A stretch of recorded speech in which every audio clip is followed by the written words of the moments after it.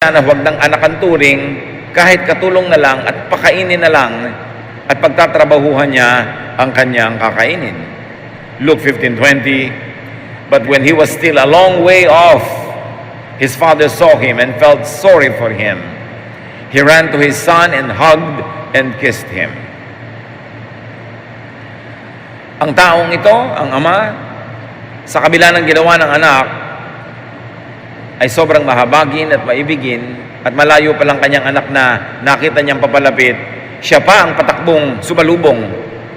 Pinupog niya ng halik, niyakap niya ang kanyang anak. The father accepts his returning son without even hearing his humble proposition first. Hindi pa niya nadidinig yung sinasabi ng anak na ituring niyo lang po akong katulong. Hindi pa niya nadidinig yung ganung pagpapakumbaba ay nabagbag na ang loob ng tatay na sadyang mabait. The father accepts his returning son without question or retribution, with open arms and heart. Walang tanong-tanong, walang sumbat-sumbat, niyakap niya agad at pinagahagkan ang anak na napakatagal na niyang hinihintay at napakatagal na niyang inaasam-asam na makasamang muli. Luke 15:21, the son said, "Father, I have sinned against God in heaven and against you. I am no longer good enough to be called your son." So the son expresses his humble realization and proposition. What did he realize? That he was not such a good son. He was no longer worthy to be called son. Pwede na siyang tawagin na lang na utusan. At ito ang kanyang iminungkahi. Na itrato na lang siyang katulong, yun ay mas maganda na kaysa sa katulong siya ng ibang tao, tapos gutom din siya. Bakit ikinuwento ang kwentong ito? Sapagkat may aral. People are like this younger son.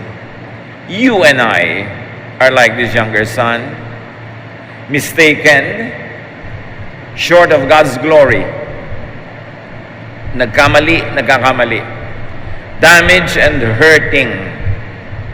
Siyempre, pag nagkakamali tayo ay nasisira. Nagkakaroon ng mga pingas, lamat, dumi, at nagkakaroon tayo ng mga dinaramdam. Dinaramdam natin ang mga nangyayaring hindi maganda sa atin, kahit pa nga tayo mismo ang may kagagawa nun. And this son was guilty.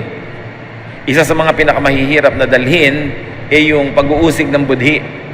Mabigat na kalooban dahil natanto natin ang ating mga pagkakamali. But added to that, the son was rejected, unloved, uncared for. Naglilingkod na nga siya, hindi pa rin siya pinapakain. Mas pinapakain pa yung baboy kaysa sa kanya. So there's a lot of rejection. Obviously, he was in a foreign land where people were taking care of pigs. Kasi kung sa kanyang sariling bayan yon, hindi naman nilaalagaan ng baboy dahil hindi nila yun kinakain. So the son was needy of home, of forgiveness, of acceptance, like us.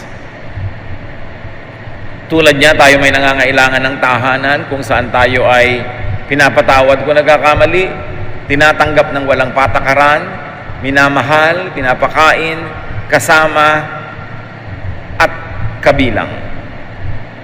Wala namang hindi katulad nitong taong ito. Lahat nagkakamali. Iba-iba lang ng hugis, kulay, anyo ang pagkakamali. Lahat nagkakaroon ng mga bagay na sukat ipagsisi. Ecclesiastes 7:20, indeed, there is no one on earth who is righteous. No one who does what is right and never sins. Walang perpekto, walang hindi nagkukulang, nagkakamali, nagkakasala. The younger son did wrong, obviously. But then, he did right. Nakagawa ng mali, pero gumawa rin ng tama. Itinama ang mali, itinuwid ang liko, niliwanagan ang madilim, nililinis ang marumi. Nagbalik loob siya sa kanyang ama. Luke 15:22-24. But his father said to the servants, "Hurry and bring the best clothes and put them on him. Give him a ring for his finger and sandals for his feet. Get the best calf and prepare it so we can eat and celebrate. This son of mine was dead, but he has now come back to life. He was lost and has now been found. And they began to celebrate. Yung inaasahan ng anak na dapat lang ay kanyang tanggapin, na gawin na lang siyang katulong, baligtad. Pinabihisan siya, hindi lang ng basta damit, ng pinakamagarang damit. Sinuotan pa siya ng singsing na napakalaki ng kahulugan bilang isang tagapagmana, bilang isang anak ng pamilya, na maaaring itong damit niya at singsing niya ay higit pa kaysa doon sa dati niyang suot, muntik pa siyang ma-promote o na-promote pa nga siya. At yung inaalaga ang hayop na pinapataba para sa mga espesyal na okasyon ay ihahanda, ay ipinahanda. So niya, magdiwang tayo. Nawawala ang anak kong ito, ngayon natagpuan ng muli. Dati nang namatay, pero ngayon buhay na uli. So the father unconditionally accepts,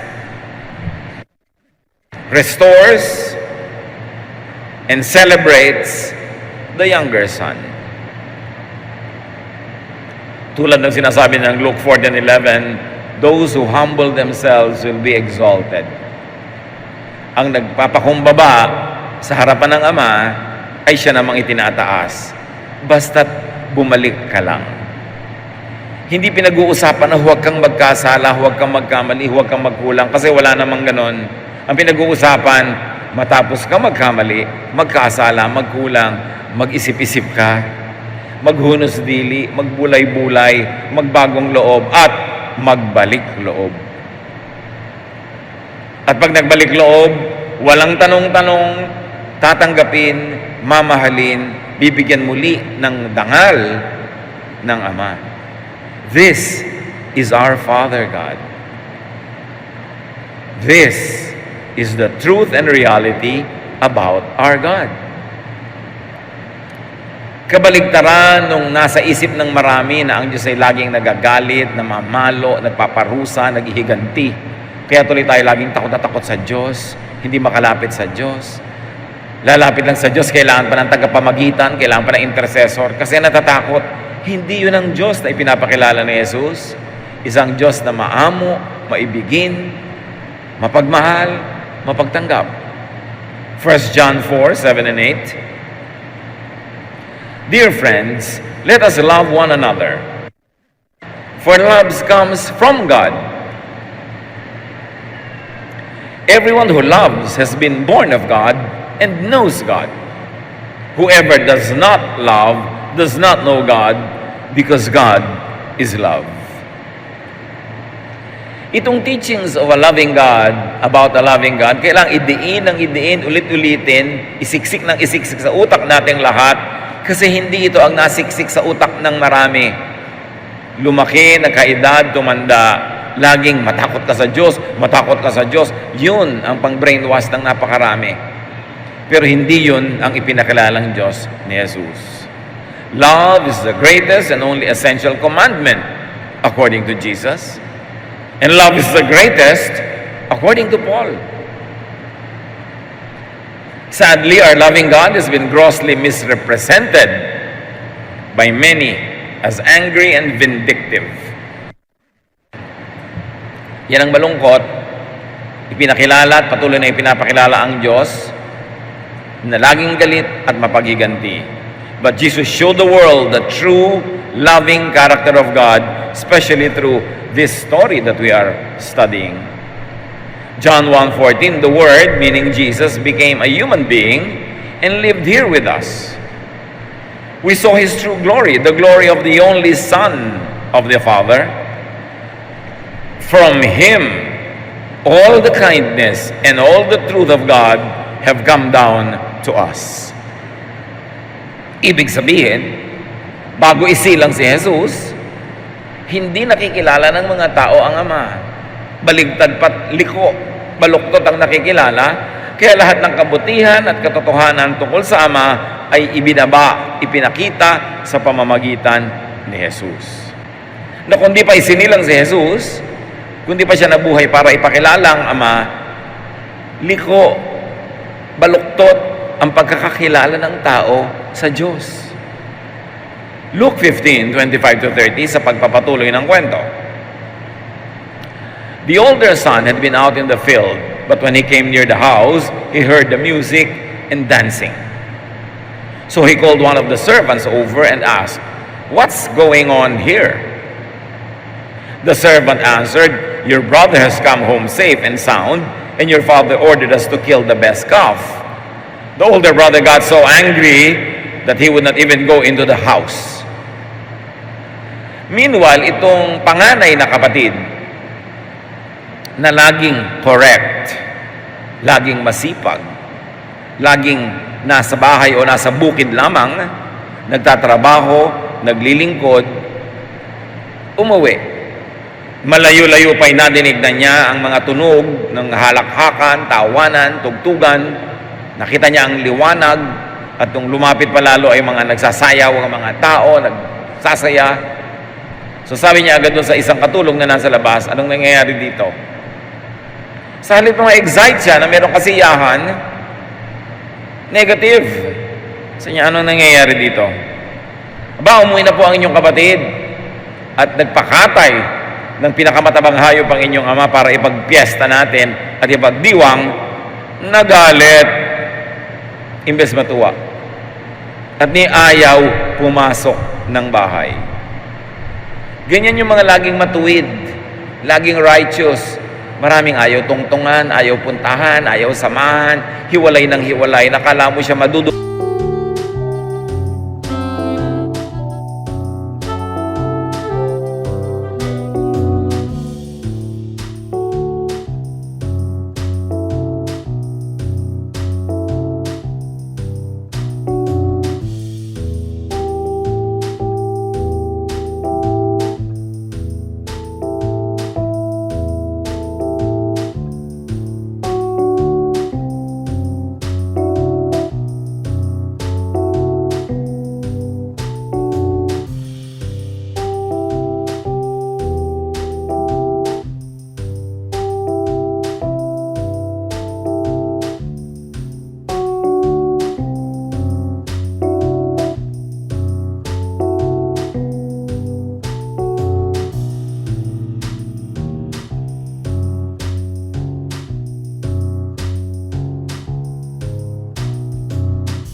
Tungisan at marurumihan kung makisalamuha sa kapwa-tao. Nakakala mo naman wala talaga siyang dungis. His father came out and begged him to go in. But he said to his father, "For years I have worked for you like a slave and have always obeyed you. But you have never given me even a little goat so that I could give a dinner for my friends. This other son of yours wasted your money on prostitutes, and now he has come home. You ordered the best calf to be killed for a feast." So nung malaman ng ama na nandun na yung panganay, lumabas. "Ba't ayaw mo pumasok? Halika, nandito ng kapatid mo, magsaya tayo." Sumbat ang isinagot niya sa kanyang ama. "Napakatagal na panahon, mula noon hanggang ngayon, nagpaalipin ako sa iyo. Wala akong ginawa kundi magtrabaho sa bukid, ni hindi mo man lang ako ibinigyan ng isang maliit na kambing para ipagpiesta sa mga kaibigan ko. Tapos itong anak mong alibugha, naglayas, naglustay, nagwala, babalik ng ganyan, tapos ipagpiesta mo, may ganon. The best animal pa ang ihahanda mo. Masama ang loob." What do we see here? The older son rejects his brother. Tulad ng ilan sa atin, na pag ang tingin natin sa ating sarili ay tama, mabuti, maayos, matuwid, nire-reject natin ang ating mga kapatid, mga kakilala, mga kaibigan, kapwa-tao, na sa tingin natin ay hindi natin kasing tama, hindi natin kasing banal, hindi natin kasing buti. The older son rejects his father's unconditional love, kindness, and acceptance to his brother and to him. So, hindi lamang yung kapatid niya ang kanyang itinatakwil din ng panganay na anak ang kabutihan ng kanyang ama. Hindi niya ina-appreciate na ang bait talaga ng tatay ko, ang buti talaga ng tatay ko. At kung sakaling sa akin mangyari ito, di ganun din ang gagawin niya sa akin. Papatawarin din niya ako, mamahalin din niya ako. No! He rejected his brother, and he rejected his father's goodness and kindness, and even rejected his father's goodness to him. Kasi nakita na niya yung isang kapatid niya, humingi ng napakarami, ibinigay. Siya hindi humihingi. Bakit siya hindi humihingi? Iniisip niya na sa kanyang pagtitiis, pagtitimpi, pagpapakagutom sa sarili, pagpapagod, pagpapagal, ay nagiging banal siya and therefore deserving na siya ng honor. Maliit ang pagtingin niya sa puso ng kanyang ama na hindi siya humihingi kasi iniisip niya maramot ang kanyang ama at hindi mabuti at hindi magbibigay. Kaya kung tutuusin, mas mabuti pa nga yung humingi kasi confident siya na mabait yung tatay niya. Itong isang ito, hindi siya confident.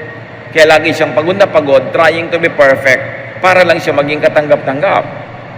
The older son promotes himself as righteous, but laments and regrets his good works and self-denial. Sabi niya, nagpagod ako, hindi man lang ako nagpa-party, kahit isang kambing, hindi ako humihingi. Wala ako napala sa lahat ng pagod ko. Yun naman pala, masama loob niya sa kanyang kabutihan. Nagpapakatama siya, yung pala masama loob niya. So, hindi niya likas. Trying hard siya to perform para siguro siya ang mapuri at siya ang magkaroon ng karapatan. And he is definitely loveless. Wala siyang love sa kanyang kapatid, di ba lang siya naawa, na naghirap at nagdusa. Wala siyang pag-ibig sa kanyang ama na nalungkot nung wala yung kanyang isang kapatid. Dapat ikatuwa niya na natutuwa na yung tatay niya. Pero wala. The older son did right what seemed in his own eyes to be right. Then he did wrong by not accepting his brother, by rejecting his father's kindness, and now, tinutuusan niya ang tatay niya na kanyang ginawang mabuti. So, hindi naman talaga tama ang ginagawa niya sa buhay. Akala lang niya. Many people are like this older brother. Religious and legalistic, so they reject others. They cannot be holy without throwing stones at sinners. May mga tao na sa kanilang pagiging banal, hindi sila kontento. Kailangan batuhin nila yung hindi banal. Hindi sila kontento maging matuwid. Kailangan ibunyag nila at pagalitan yung sa tingin nila ay liko. Hindi sila kontento na sila ay nag-aayuno. Kailangan mag-ayuno din ng iba. Hindi sila kontento na sa katitiis nila at kababanal-banalan ay hindi sila nag-e-enjoy sa buhay. Kailangan wala ring ibang mag-enjoy. Kaya kung sa biglang tingin, parang napaka-righteous at napakatama ng anak na panganay. Pero ang totoo, siya yung malayo ang loob sa ama.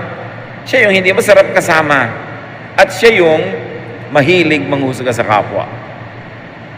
So, many people are like this older brother. They reject God's love, God's forgiveness, God's unconditional mercy. They rely on their own merits. Kailangan lagi sila magtrabaho para maligtas. Kailangan i-maintain nila ang kanilang salvation. Hindi pwedeng love lang ng amang nagme-maintain. Kailangan sila, therefore sila ang savior nila. At ang kanilang mga good works. They reject self-realization and satisfaction. Nagigilty sila pag nag-enjoy, pag nasasarapan, pag nagkakatay ng kambing, pag nagpa-party, pag nagsasaya. So tinitiis nila ang lahat. Pagkatapos yung pala isusumbat din naman dahil naiinggit sila sa ibang nag-enjoy. Ito yung pangalawang anak na panganay. They look righteous, they appear righteous, but they really are not. They are so near to the Father, and yet so far. At maraming ganong tao, napaka-religyoso, napaka-palasimba, napaka-mapag-aral ng Bible, pero malayo ang puso sa Diyos. At paano malalamang malayo? Hindi maibigin. Hindi maibigin sa kapwa. Laging galit sa mga taong tinuturing niyang may kasalanan. At ang gustong-gusto niya, maparusahan ng Diyos yung may kasalanan. Katulad nitong panganay na ito, ang tingin niya, dapat pinarusahan ng tatay niya yung kanyang kapatid na bunso. Bakit hindi pinarusahan? Ipinagparty pa. Malayong malayo sa Diyos ang kanyang puso, bagamat malapit ang kanyang nguso. Laging nagpe-praise the Lord, nag-hallelujah, nagpe-verses, laging dasal ng dasal, pero hindi maibigin. The final test is your love, because God is love. And if your heart is filled with God's Spirit, it will outflow with love. Ang tagal na nawala yung kapatid niya, siguradong ang baho-baho, nangangayayat, butot balat nung bumalik, dapat naawa siya. Pero hindi, kung siya ang masusunod, dapat parusahan pa yan. Sa kabila ng kanyang mga arte na siya ay matuwid. At ganyan ang maraming relihiyosong tao. Nagbubunyi, pagpaparusahan ng iba. Pag nagtuturo sila tayo, makinig nagtuturo, so bahala ka. Sa end times, kukulo ka sa asupre. Parang ipinagdiriwang nila na kukulo sa asupre ang kanilang mga kapwa-tao. Malayo ang puso sa Diyos ng ganong mga uri ng pananaw. Huwag tayo magpapadaya. Pag nagbubunyi at natutuwa na may mga mapaparusahan, mapapahamak, dahil sa tingin mo yung makasalanan sila, ang reviewin mo ay yung sarili. Kasi dapat habag ang nararamdaman mo sa ganong mga tao. Luke 15:31-32, his father replied, "My son, you are always with me, and everything I have is yours. But we should be glad and celebrate. Your brother was dead, but he is now alive. He was lost, and has now been found." Malaman ng sinabi ng ama, lagi kang nandito. Lahat ng ari-arian ko'y sa'yo rin. Yung kapatid mo nga naglayas, binigyan ko pa. Ikaw hindi ka naglalayas. Bakit hindi ka nagkatay ng kambing? Bakit hindi ka nagparty? Problema mo yan. Sinabi ko bang huwag ka mag-enjoy? Sinabi ko bang mag-fasting ka na mag-fasting dyan? Sinabi ko ba na huwag kang magsaya kasama yung mga kaibigan? Pinili mo yan. Dahil sa palagay mo, yan ang pagiging matuwid. E-earn ka ng point sa langit. Pero choice mo yan. Hindi ko yan hiningi sa'yo. Bakit ka ngayon nagrereklamo? The father clarifies the older person's accountability. And in fact, very subtly corrected him. Those who exalt themselves will be humbled. Itinataas niya ang kanyang sarili, ako ang dapat ay pag-party, ako ang dapat ipagdiwang, bakit yung kapatid ko na yan, alibugha? Sabi ng tatay niya, ba't di ka nag-party? Sino may sabi sa'yong wag? Choice mo yan, tapos ngayon isisisi mo sa akin. Choice mo na maging cruel, maging sa sarili mo, tapos gusto mo na maging cruel ako sa kapatid mo. Ganon kasi yung mga taong walang ginawa kundi ang sarili ay tiisin, pahirapan. Gusto rin nila, pahirapan yung iba. Hindi sila kontento na sila ay nagtitimpi. Dapat magtimpi din yung iba. Hindi sila kontento that they are fasting. Dapat mag-fast din ng iba. And this is actually hypocrisy. At ito ang malinaw na ipinapakita sa kwento. Merong sa tingin at biglang tingin ay mukha maka-Diyos, pero sila pala yung malayo. Dahil hindi sila maibigin. Kahit namumulaklak ang dila nila ng verses. Kahit wala na silang ginawa kundi magsimba. Pag hindi sila maibigin, baliwala ang lahat. And the Father declares the mission statement of the Jesus ministry, which is to find the lost, to love the unloved, to clothe the naked, to feed the hungry, to forgive the mistaken, to give care and love unconditionally. Not judgment, not punishment, not rejection. John 1:12-13. Yet to all who received Him, to those who believed in His name, He gave the right to become children of God. Children born not of natural descent, nor of human decision, or a husband's will, but born of God. Namnamin ang verses. To those who received Him. Nakita niyo yung younger son? He received the love of the Father. He went home. He believed in the name of God. He believed in the name of his Father, that his Father is kind and good and loving. At nung siya'y bumalik, anong ginawa ng tatay niya? He gave the right to become a child again. Bumalik lang. Sabi niya, mga anak na hindi dahil sa kalooban ng tao o kagustuhan ng tao, kundi kalooban ng Diyos. Kasi kung tao lang ang masusunod, hindi na tatanggapin yun, itatakwil na yun, paparusahan na yun, sisingilin. Pero ang kalooban ng Diyos, no, bumalik lang kayo at kaya aking tatanggapin. Sino man sa atin ngayon ang napalayo sa Diyos, anumang uri ng layo, malapit-lapit o pagkalayo-layo, bumalik ka lang. Yun lang. Walang drama, walang bayad. Appreciate God's love. Kung may dala-dala ka pang bayad, naiinsulto pa yung kabaitan ng Diyos.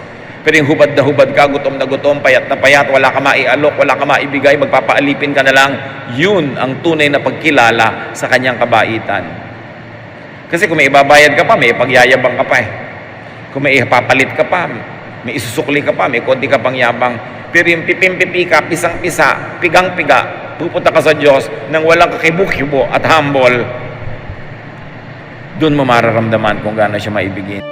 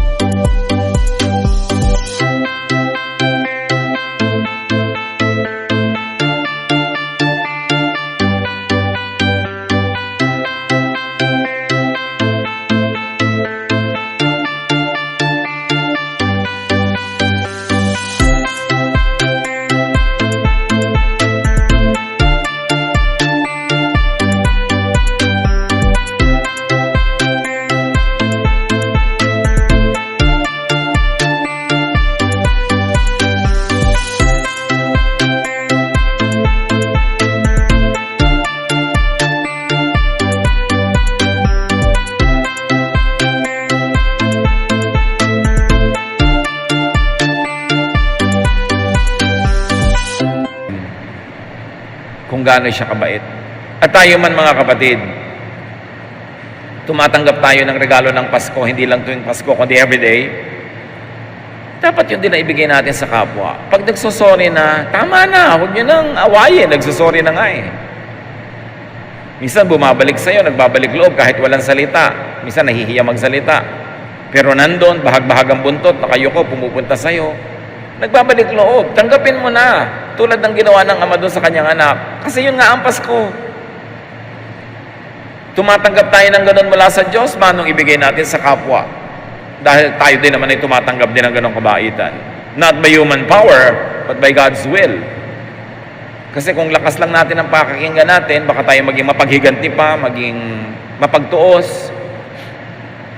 Manumbat pa tayo, but by God's will. Pag ang tao nagpapakumbaba na, bumabalik na, tanggapin mo na. Huwag ka nang magpa-hard to get. Huwag ka nang magpahirap. Huwag ka nang manumbat.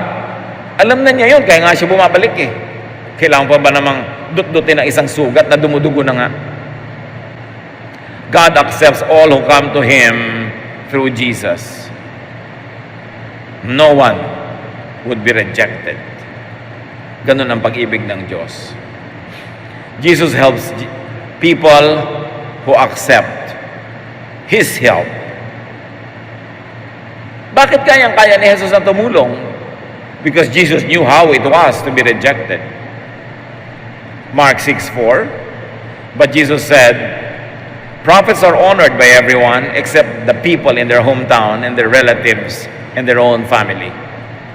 Sabi niya, alam niyo yung mga propetang tulad ko, tinatanggap ng marami, pero hindi ng kanilang sariling bayan, ng kanilang sariling sambahayan, ng kanyang sariling pamilya.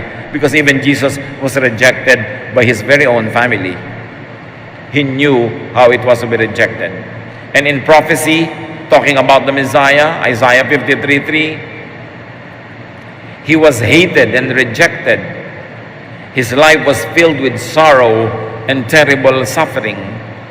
No one wanted to look at Him. We despised Him and said, He is a nobody. At ganun ang nararamdaman ng maraming tao ngayon. They are rejected. Nobody likes them. Kung kayo mga kapatid, merong sariling magulang, kapatid, anak, kamag-anak, kaibigan that you are rejecting, stop it. At si Jesus mismo, kaya napakagaling niyang tumanggap, siya man naranasang matanggihan.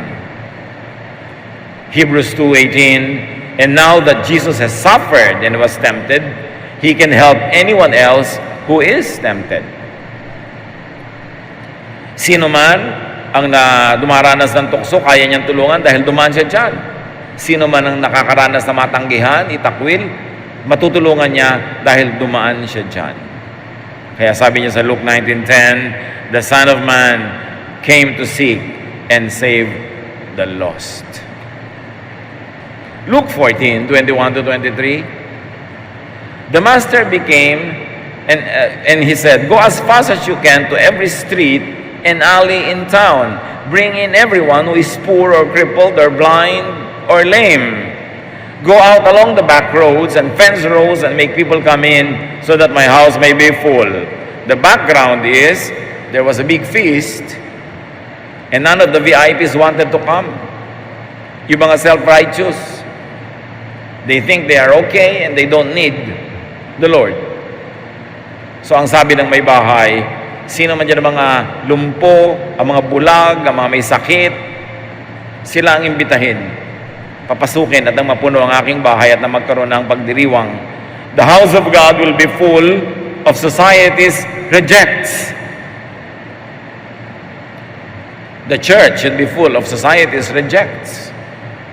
Hindi yung mga pang-display window quality, yung mga reject, yung sinasabing the lame, the blind, the crippled, the poor. Yun ang gustong-gusto ng Diyos na kupkupin, tanggapin, mahalin. Yung mga isinusuka ng lipunan, yung mga may bad record, yung mga may madilim na kahapon, yung mga may mga pagkakamali, yung may mga questionable na mga karakter at nakaraan, yan ang gustong-gustong isagip ng Diyos. Sabi niya, I came to seek and to save the lost. Ngayon, ikaw, nagbabanal-banal ka Diyos, bakit mo tatanggihan ng gano'ng mga tao? Bakit mo sila itatakwil? Sila nga ang gustong-gusto ng Diyos na sagipin. Kaya alam na alam ni Jesus how to be rejected. Approach God. Go to God. Go back to God. Be received by God through Jesus. Hindi ko mo pag nagkakamali tayo, nagkakasala, lalo tayong lumalayo sa Diyos dahil nahihiya tayo, nakakahiya naman, lalayo na lang ako. No, return. No questions asked. God will accept you back. Kailangan ikaw ang unang tumanggap sa sarili mo. Ang dami mga tao, nagpapadala sa akin ng message sa Facebook. Hindi nila tinatanggap ang sarili nila. Ang tingin nila sa sarili nila, hindi karapat-dapat, sila ay liko, sila ay marumi, sila ay sinumpa ng Diyos, etc., etc. Walang ganon. Guni-guni mo yan. At kung minsan meron tayong ganong guni-guni, kasi isinaksak sa utak natin ng mga matatanda, ng religion, ng mga kung ano-ano mga katuroan, na laging galit sa ang Diyos, tinatanggihan ka ng Diyos, hindi, Diyos po kaya ang lumikha sa akin, bakit po ako ganito? Alam naman si Satanas ang lumikha sa'yo. Lahat Diyos ang lumikha. You are fearfully and wonderfully made. Hindi mo matanggap-tanggap ang sarili mo dahil ang nakalagay sa utak mo yung standard na itinanim dyan ng lipunan, ng simbahan, ng mga tao. So, lampasan mo lahat yan. At ang iyong i-absorb, intindihin, is God loves you no matter what. Pag naintindihan natin yon, may Pasko, Paskong Pasko. Kasi sayang ang Pasko, sayang ang pagpaparito, pagpapakasakit at kamatayan at muling pagkabuhay ni Jesus kung hindi mo pa matanggap ang sarili mo mismo. Tinatanggap ka nga ng Diyos. Kahit ano pang sinasabi ng mga relihiyoso at mga conservative, ang makinig ka kay Jesus, mahal ka ng Diyos, period. Pero hindi naman ibig sabihin na hindi ka na magbabago, hindi mo ayusin ang buhay mo, pero tatanggapin ka, at saka ka ngayon mag-ayos. At kung sa pag-aayos mo, nagkamali ka na naman, nadapa ka na naman, tumayo ka ulit, tatanggapin ka na naman ng Diyos dahil walang hanggan ang pag-ibig ng Diyos. Kailan maa-appreciate ito? Masaya na maalala yun. Hindi yung lagi kang kapos, lagi kang kulang, lagi kang takot. Kailangan tanggapin ang sarili at ang kapwa. Huwag na ikaw manghusga sa kapwa. Kung sa palagay mo, hindi siya tama. Sila ng Diyos ang mag-usap. Siya, ay mahalin mo na lang. Yun na lang ang papel mo. Huwag kang manghusga. Kasi mahuhusgahan ka rin. Ano naman ang karapatan mo manghusga? Kaya mahalin mo na lang siya. Paano po mali ang buhay niya? Saya mo Diyos ang magtama sa kanya. Diyos naman ang Diyos, hindi ikaw ang Diyos. Mahalin mo na lang siya. Pag ito na ipamuhay natin, itong simpleng katotohanan na to, gagaan ng maraming mabigat. Luluwag ang maraming masikip na paghinga. the Father in the story is none other than God the Father, but it could also represent Jesus interceding for us to the Father. Si Jesus ay laging namamagitan para sa atin. Hebrews 7:25, therefore He is able to save completely those who come to God through Him, because He always lives to intercede for them. Lagi siyang namamagitan. So lagi tayong may tagapagtanggol sa kalangitan. Get accepted by God through Jesus. Tanggapin mo ang sarili mo, lalo't alam mo na yun ay inborn character, inborn nature, inborn talent, and sometimes even inborn weakness. May mga ganun tayo. God remembers that we are dust. Accept yourself, every bit of yourself, because you are fearfully and wonderfully made. Do not insist on self-rejection. When you are rejecting your own self, when you are rejecting people who you should be loving and accepting, baka effect lang sa'yo yan ng brainwashing ng society, ng culture. Accept others and live at peace with God, with yourself, and with others. Kristo ay sinilang, nagbabaan ng mga anghel nag-aawitan. Luke 2:17, sabi nila, glory to God in the highest heaven, and on earth, peace to those on whom His favor rests. Itong peace na ito ay darating lang kung meron tayong acceptance. Acceptance of God's love and forgiveness, acceptance of others, acceptance of ourselves, matatahimik ang iyong loob. Peace in the heart of true believers, believers in God's unconditional and accepting and empowering love. Kaya may salvation. Salvation is not only salvation from hell, it's also salvation from rejection. Because rejection and being rejected is like hell. Dear God, thank you dahil mahal nyo kami. Salamat sa mga napakamakapangyarihang katotohanan na dahil kay Jesus, mas makikilala namin kayo bilang mabuti, mabait, mapagtanggap, maibiging Diyos. Ituwid mo ang mga liko naming pananaw tungkol sa inyo, O Diyos, na itinanim sa utak namin ng napakarami mga bagay, katuruan at kung ano-ano. Ang itanim namin sa aming isip ay ang ipinakilala ni Jesus na Diyos, kayo na mabait, mabuti, maibigin. At kami man maging ganun sa kapwa at sa aming sarili. Mag-isip-isip at magbulay-bulay tayo mga kapatid kung may mga nire-reject tayong tao na dapat na nating tanggapin. At kung may nire-reject tayo tungkol sa ating sarili na dapat din nating tanggapin para tayo matahimik. At matapos yun, ay payagan natin at hayaan ang Espiritu ng Diyos ang pumili.